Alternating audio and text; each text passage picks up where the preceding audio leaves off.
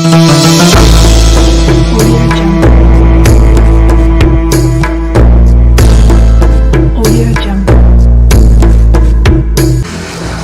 di antara kamu ada golongan yang menyeru untuk kebajikan, menyuruh untuk berbuat ma'ruf dan meninggalkan yang munkar. Sungguh mereka adalah orang-orang yang beruntung. Assalamualaikum warahmatullahi wabarakatuh. Alhamdulillahirabbil alamin. Assalatu wassalamu ala asrafil anbiya'i wal mursalin. Sayyidina wa maulana Muhammadin wa ala alihi wa sahbihi ajma'in. Amma ba'du.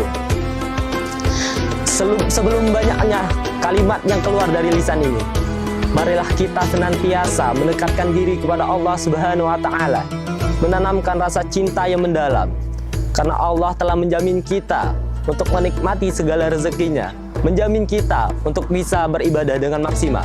Maka dari itu, tidak ada kalimat yang lebih indah melainkan kalimat Alhamdulillahirabbil alamin. Salawat beriring salam tak lupa juga kita curahkan kepada junjungan kita Nabiullah Muhammad sallallahu alaihi wasallam, kepada para keluarganya, pengikutnya hingga akhir zaman.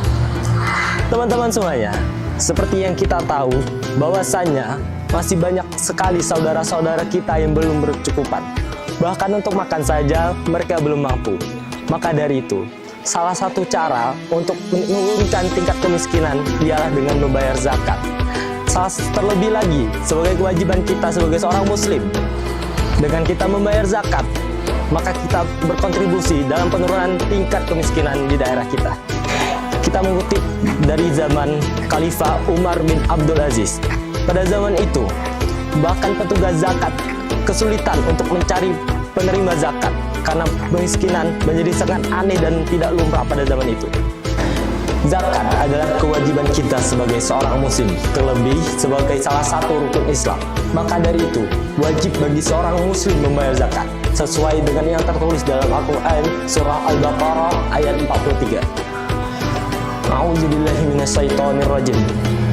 Wa aqimus salata wa atuz zakata warka'u ma'ar raki'in. Dirikanlah salat, tunaikanlah zakat, dan rukuklah bersama orang-orang yang rukuk. Juga tertulis dalam hadis riwayat Tirmizi nomor 618. Apabila kamu telah menunaikan zakat, maka kamu telah menunaikan kewajibanmu. Zakat dibedakan menjadi dua aspek pintu. Ada pintu yang terbuka karena perintah Allah sebagai kewajiban kita, juga pintu yang ternganga oleh sosial, yaitu ekonomi. Seringkali kita hanya melihat zakat sebagai kewajiban kita, juga sebagai wadah untuk penyucian harta. Padahal zakat adalah instrumen utama untuk meratakan kekayaan umat dan sebagai pendorong ekonomi umat. Zakat dibedakan menjadi dua, yaitu zakat mal dan zakat fitrah. Lalu apa zakat mal dan zakat fitrah? Zakat fitrah adalah zakat jiwa yang wajib kita bayar ketika kita masih merasa berada dalam bumi Allah. Zakat ini memastikan 8 golongan asnaf dapat tersenyum di hari kemenangan, hari raya Idul Fitri. Dengan apa kita membayar? Dengan makanan pokok yang kita konsumsi sehari-hari. Lalu zakat mal. Zakat mal adalah zakat harta berupa emas, uang, hasil perdagangan, hasil pertanian, dan yang lainnya. Batas membayar zakat mal yaitu 85 gram emas yang telah tersimpan selama 1 tahun Hijriah. Apa fungsinya zakat mal? Zakat mal difungsikan agar jangan sampai harta hanya beredar pada golongan orang kaya saja. Tertulis jelas dalam Al-Quran surah Al-Hasyr ayat 7 bahwa larangan jangan sampai harta hanya berada pada golongan orang kaya saja, melainkan fakir miskin dapat merasakannya. Zakat dapat meningkatkan jual beli masyarakat bawah. Zakat juga dapat meningkatkan ekonomi produktif. Pada saat ini, zakat tidak hanya bisa diberikan berupa uang, berupa konsumsi, melainkan juga bisa diberikan berupa modal usaha, kepelatihan, dan alat kerja. Zakat juga bisa mengurangi angka pengangguran. Ketika mustahik didampingi untuk menjadi seorang wirausaha, diharapkan mereka kembali bukan menjadi seorang mustahik, melainkan seorang muzaki yang membayar zakat. Zakat akan sangat berkesan bagi penerimanya.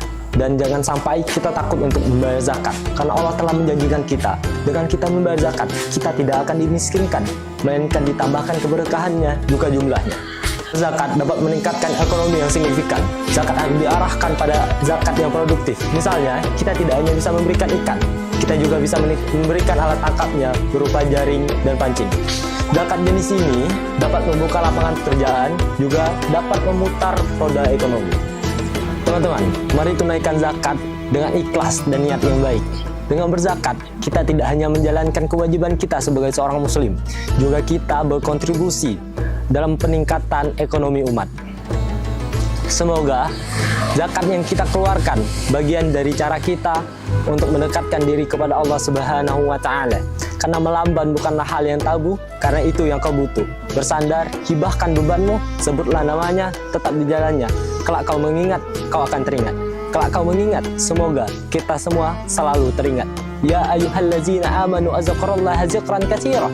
Wahai orang-orang yang beriman, berzikirlah dengan menyebut nama Allah. Berzikirlah sebanyak-banyaknya.